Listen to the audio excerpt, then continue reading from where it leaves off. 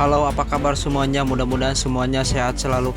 Kali ini saya akan merangkum sebuah film yang dibintangi oleh mamang saya, yaitu Michael Zewit. Tidak usah bercekcok di awal, mari kita saksikan saja alur kisah yang sangat beradrenalin ini. Alur cerita dari awal sampai selesai.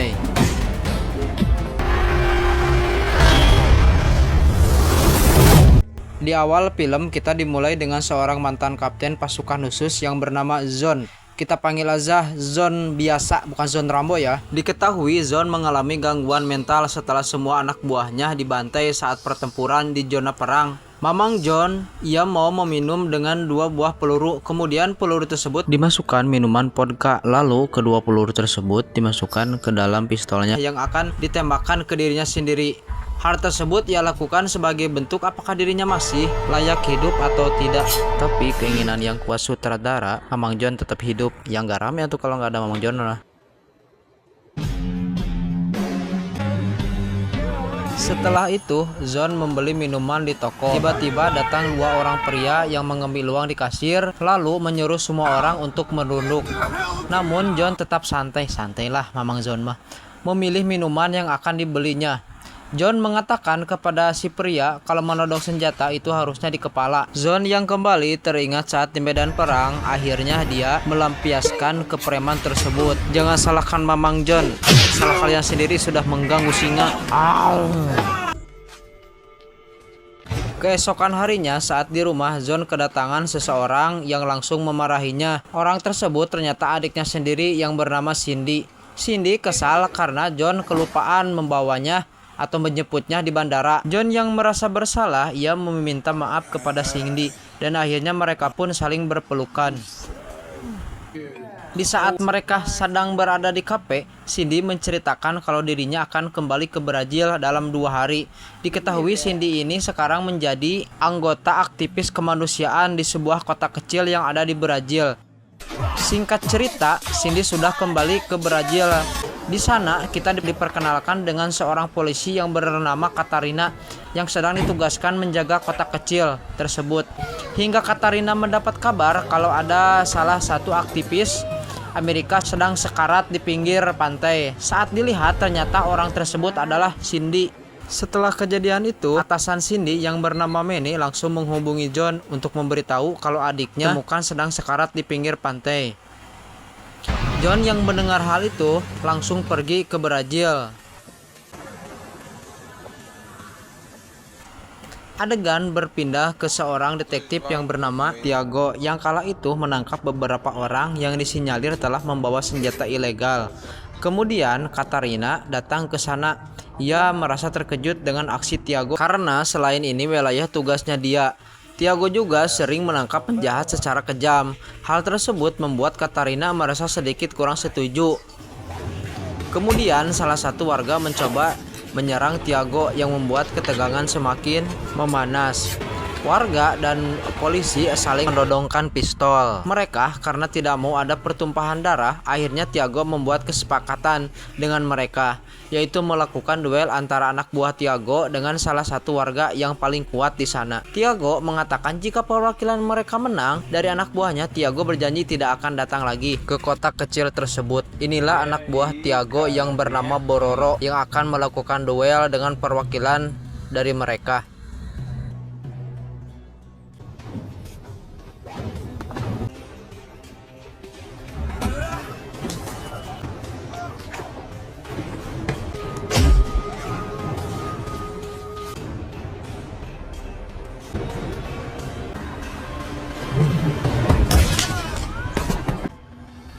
Ternyata Bororo tidak terlalu kesulitan untuk mengalahkan orang yang menjadi wakil mereka. Beralih ke John yang saat ini sudah berada di Brazil. Manny langsung membawa John ke rumah sakit tempat Cindy dirawat. Saat di sana, John dihampiri oleh Tiago. Tiago berjanji kepada John akan segera menangkap orang yang telah mencelakai Cindy. Namun saat itu juga John meminta Tiago untuk mengantarkannya ke TKP saat Cindy ditemukan. Pada akhirnya Tiago membawa John lalu diperkenalkan dengan Katarina. Saat mereka bertiga sedang ngobrol, tiba-tiba John mengambil pistol Katarina karena ada suara yang mengagetkannya. Dari sini mereka semua langsung mengira kalau John bukanlah orang sembarangan. John sangat sigap dengan situasi di sekitarnya. Mamang John. Setelah itu, John dibawa oleh Katarina ke TKP di mana Cindy ditemukan. Katarina memberitahu John, tak kecil ini semua fasilitasnya seperti rumah sakit, sekolah, dan lain-lainnya dibiayai dari bisnis ilegal. Sehingga para warga sudah terbiasa dengan semua itu karena pemerintah sendiri tidak pernah peduli dengan kota ini. John yang teringat dengan Cindy, ia memutuskan untuk kembali ke rumah sakit dan akan melihat TKP Cindy besok hari. Saat di sana, John bertemu dengan suster dari Asia yang tengah memberi obat kepada Cindy. Tak lama kemudian, Cindy mengalami kejang-kejang. John yang khawatir langsung memanggil petugas medis. John mengatakan kalau Cindy terakhir kali diberi obat oleh suster yang berasal dari Asia. Cindy langsung ditangani dan mereka mengatakan kalau tidak ada yang berasal dari Asia. Besok harinya, John terlihat sedang berada di pinggir pantai tempat Cindy ditemukan. Hingga John melihat salah satu preman di sana memakai kalung milik Cindy. John langsung bertanya kepada preman tersebut, dari mana kalung itu ia dapatkan? Namun orang itu tidak mau mengatakan sehingga singa kembali beraksi.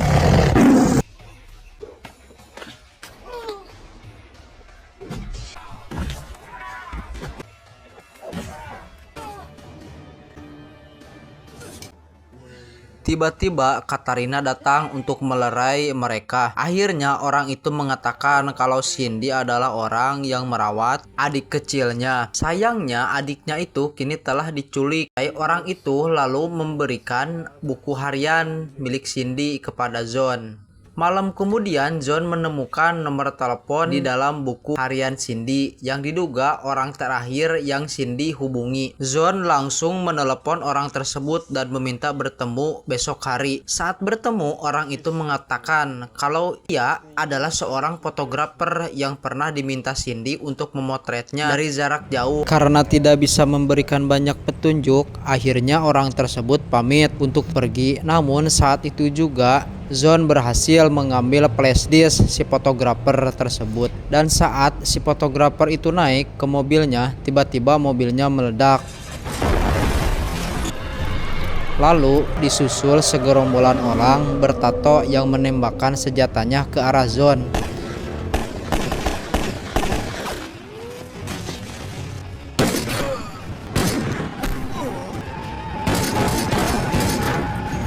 Beruntung, Mamang John berhasil selamat dari serangan tersebut. Setelah itu, John menemui Manny untuk mengecek flashdisk yang dibawanya.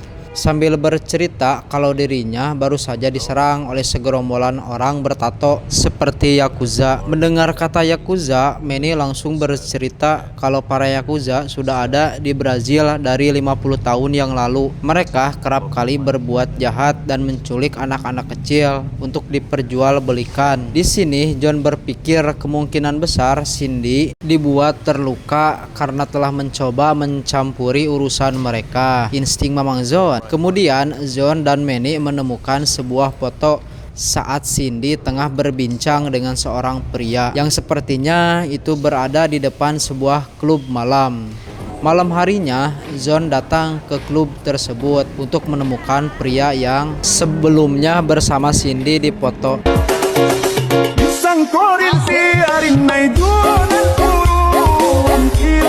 Di sana, John dengan mudah menemukan pria tersebut karena dia merupakan seorang DJ. Saat dia kebelet mau ke WC, John langsung mengikutinya. John menghabisi satu penjaga yang berada di sana. Setelah itu John bertanya kepada si DJ, apakah mengenal Cindy? Namun DJ itu mengatakan kalau dirinya sudah lupa. Dan inilah yang John lakukan agar DJ itu bisa mengingat Cindy. Beberapa kali kepala DJ itu dimasukkan ke dalam kloset lubang lah. Hingga akhirnya si DJ itu mengatakan kalau yang membuat Cindy sekarat tak lain adalah bosnya. DJ itu hanya memberitahu Zon tempat usaha bosnya saat ini. Besok harinya, Zon ditemani Manny langsung pergi ke alamat tersebut. Bersamaan dengan itu, Tiago dan Bororo mengajak semua anak buahnya untuk menghabisi para pemuda yang dianggap kriminal di kota kecil tersebut. Hal itu sebenarnya sangat berlebihan, mengingat para kriminal itu juga adalah orang-orang yang mendanai fasilitas umum yang ada di sana. Saat sampai di sana, dengan brutal mereka menghabisi para pemuda yang diduga terlibat bisnis ilegal kayak di negeri Konoha wae mah. Hingga salah satu anak buah Tiago berhasil menemukan sekelompok pria Jepang yang tengah menculik anak-anak di kota tersebut. Tak lama kemudian Tiago dan Bororo datang. Anehnya, di sini Tiago malah menghabisi anak buahnya sendiri. Ampun ah. Akhirnya kita dapat menyimpulkan kalau Tiago dan Bororo selama ini bersekongkol dengan para Yakuza. Dan alasan kenapa Tiago membantai para pemuda di sana tak lain karena mereka sering mengagalkan bisnisnya. Di sisi lain, John akhirnya sampai ke tempat bisnis para Yakuza. John menyuruh Manny untuk kembali, sementara dirinya akan menyelesaikan masalahnya. Saat masuk ke sana, John langsung menghabisi satu persatu dari mereka.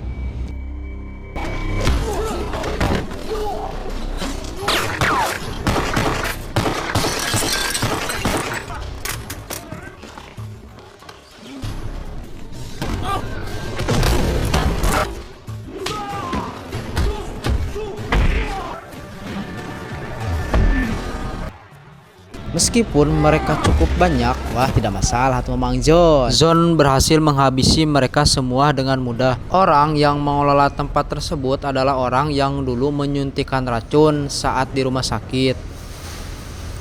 Ia pun langsung menghubungi bosnya yang bernama Kirimoto.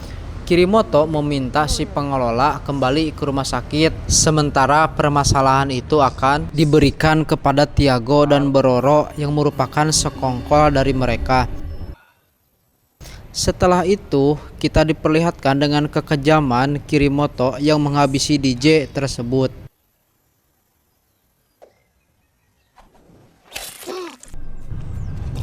Kemudian keganasan John langsung dihentikan oleh Tiago dan Bororo.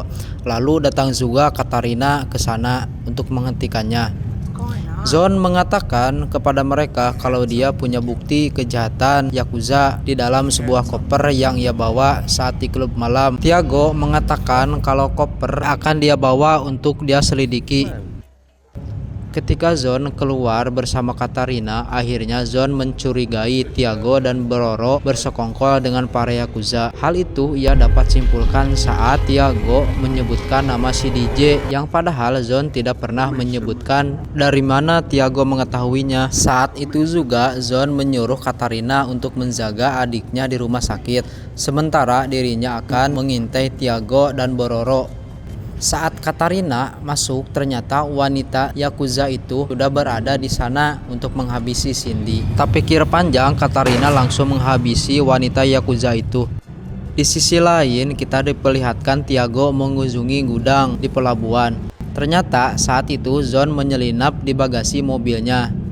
Saat John keluar, ternyata tempat itu adalah markas Yakuza yang dijadikan tempat penampungan anak-anak yang diculik. Semua anak-anak itu akan segera dikirim ke luar negeri untuk diperjualbelikan. Tanpa pikir panjang, John langsung menghubungi Manny dan menyuruhnya untuk mengirim polisi ke tempat tersebut. Saat para Yakuza itu berkumpul, terdengar suara tembakan di luar.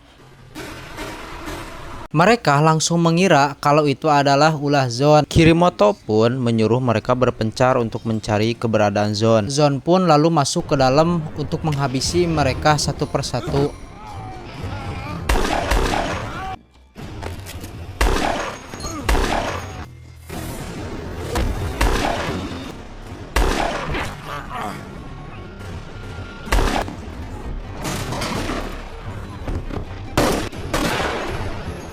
Ia bertemu dengan Tiago dan John hampir menghabisinya. Beruntung Bororo datang dan melawan John. Dengan jurus atau ilmu capoeira, Bororo berusaha untuk menghabisi John. Namun sayangnya kemampuan Bororo belum bisa menumbangkannya. Tiba-tiba Tiago datang dan membantu Bororo. Tak lama kemudian, sang ketua Kirimoto datang ke sana untuk menghabisi Zon. Pada akhirnya Zon harus melawan mereka bertiga.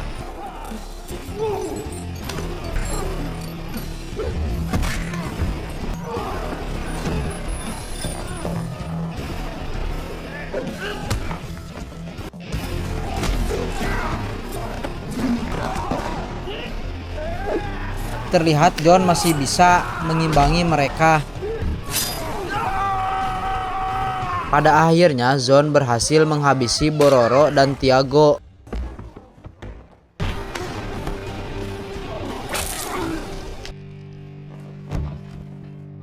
Kemudian Zon tinggal berduel dengan sang ketua Yakuza yaitu Kirimoto. Zon mengambil paralon besi untuk melawannya.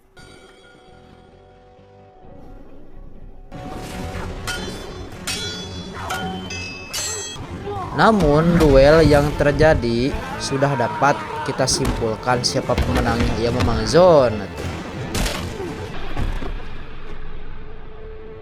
Tiago yang masih hidup, ia menyesali perbuatannya yang telah bersekongkol dengan ketua Yakuza yaitu Kirimoto.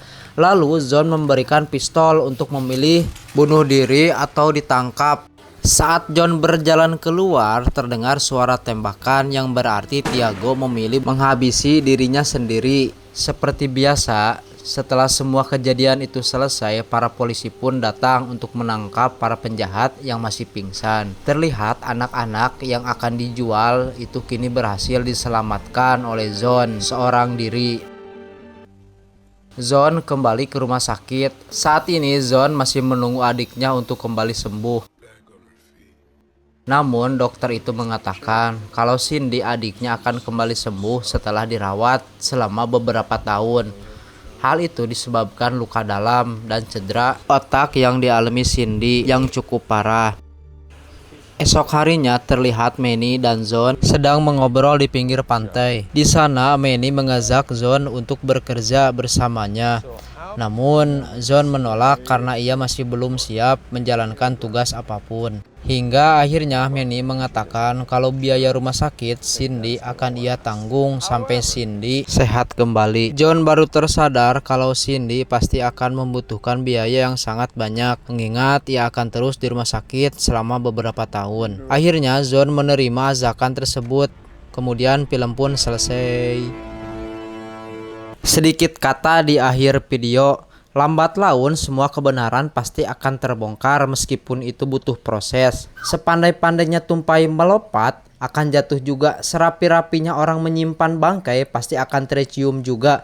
Terima kasih yang udah nonton, mudah-mudahan semuanya sehat selalu. Sampai jumpa di video selanjutnya. Jangan lupa like, subscribe, dan komen ya. Hatur nuhun, terima kasih.